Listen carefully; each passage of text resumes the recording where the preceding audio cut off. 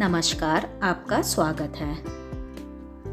मैं अपने से 7 साल छोटे कर्मचारी के प्यार में पड़ गई, लेकिन कुछ ऐसा हुआ कि उसके साथ मेरा रिश्ता आगे नहीं बढ़ा। मुझे अपनी जिंदगी में एक बार प्यार मिला था, जो कि मेरा सहकर्मी था। वह बहुत ही अच्छा लड़का था। उसने मुझे जिंदगी में वो सभी अनुभव कराए थे जो कि एक लड़की को खुश रखने के लिए काफ़ी होते हैं। मैं भी उससे बहुत प्यार करती थी। हालांकि हमारे परिवारों को हमारा रिश्ता मंजूर नहीं था, जिसकी वजह से हम एक दूसरे से अलग हो गए। कहते हैं ना कि प्यार आपको जिंदगी के किसी भी मोड़ पर मिल सकता है। यह एहसास न केवल अपने आप में बेहद खास होता है, बल्कि आपकी कठोरता को कोमलता में भी बदल देता है। मेरे साथ भी कुछ ऐसा ही हुआ था। जब मैं पहली बार समर से मिली, तब मैं एक कंपनी में काम करती थी। समर नाम का एक नया कर्मचारी शामिल हुआ था।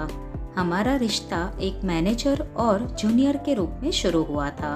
वह घंटों मेरे साथ बैठकर हमारी कार्य प्रक्रिया को समझने की कोशिश करता था। उसे काम सिखाना मेरे लिए भी नया नहीं था, क्योंकि अक्सर जो नए आते हैं उनको काम मैं ही सिखाती थी। हाँ, मेरे लिए यह बहुत आश्चर्य की बात थी कि मैं उसे जब भी किसी काम के लिए कहती थी तो वह उसे बहुत ही आधे अधूरे मन से काम करता था। मैं अक्सर सोचती रहती थी कि इतना तेज तर्रार लड़का साधारण सा काम कैसे नहीं कर पाता है। एक दिन हम सभी साथ में काम कर ही रहे थे कि मेरी अपने एक सहकर्मी के साथ बहुत बुरी तरह से बहस हो गई। उसने मेरे साथ बहुत ही नीची भाषा में बात की। उसके मुंह से अपने लिए ऐसी बात सुनकर मैं इतना ज्यादा बौखला गई कि मैं अपने आंसू को रोक नहीं पाई।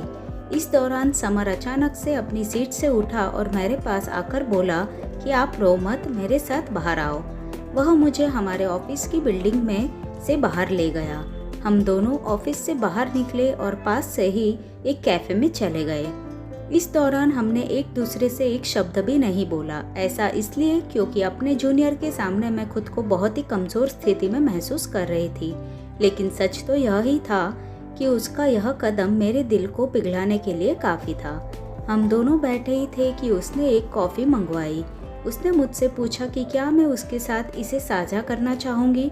उसने मुझसे यह भी कहा कि मेरे पास ज्यादा पैसे नहीं है। उसकी यह बात सुनकर मुझे हंसी आ गई।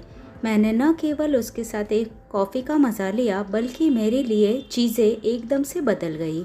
इस घटना के बाद हम न केवल साथ में लंच करने लगे, बल्कि एक दूसरे के साथ समय बिताने के लिए अपने अपने सहकर्मियों से बहाने भी बनाने लगे। Coffee break, chocolate break, smoking break अब हमारे लिए आम हो गया था। हम अक्सर ऑफिस के बाद एक दूसरे से मिलने लगे थे। ऐसे में एक दिन उसने मुझसे अचानक से पूछा कि मैं उसके बारे में क्या सोचती हूँ। इस दौरान मैंने उससे कहा कि मैं तुम्हें बहुत ही ज़्यादा बुद्धिमान और दिलचस्प मानती हूँ, लेकिन मुझे कभी यह समझ नहीं आया कि तुम सौंपे गए काम में अपना दिल क्यों नहीं लगाते। इस दौरान वह हंसा और बोला कि आप जानते हो कि मैं ऐसा क्यों करता हूँ, क्योंकि इसके बाद मुझे आपके साथ बैठने का बहाना मिल जाता है। उसकी इस बात को सुनकर मैं हैरान रह गई। इस दौरान उसने मुझे प्रपोज भी कर दिया, जिसे मैंने एक झटके में स्वीकार कर लिया। उसका अब दूसरे शहर में ट्रांसफ़र हो गया, लेकिन इसके बाद भी हम रोज़ाना वीडियो कॉल और फ़ोन पे घंटों बातें करते थे और अक्सर मुझे मिलने भी आता था। समर मुझसे 7 साल छोटा था। वह मेरे जीवन में वो इंसान था जो ढेर सारी मस्ती, उत्साह और पागलपन लेके आया था। समय बीतता गया और हम दोनों एक दूसरे के प्यार में बुरी तरह पागल हो गए। हालांकि उस दौरान मेरे माता पिता ने मेरी शादी के लिए अलग अलग लोगों से बातचीत भी कर रहे थे। ऐसे में जब मैंने उनसे समर के बारे में बताया तो उन्होंने रिश्ते के लिए साफ इनकार कर दिया। वह चाहते थे कि मैं अपनी लाइफ में आगे बढ़ूँ।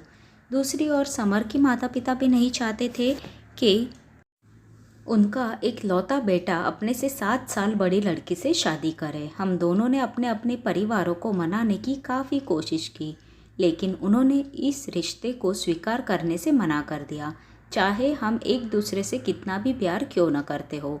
यह मेरे जीवन का वह समय था जब मैंने अपने दिल को एक तरफ रख दिया था। समर अक्सर रोते हुए मुझे मैसेज करता रहता था, लेकिन मुझे हमारे लिए कठोर कदम उठाना ही पड़ा।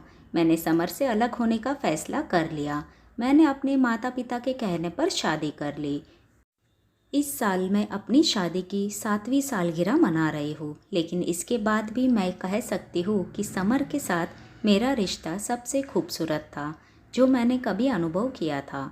मैं उसे बहुत ही प्यार करती थी, शायद हमेशा करती भी रहूँगी।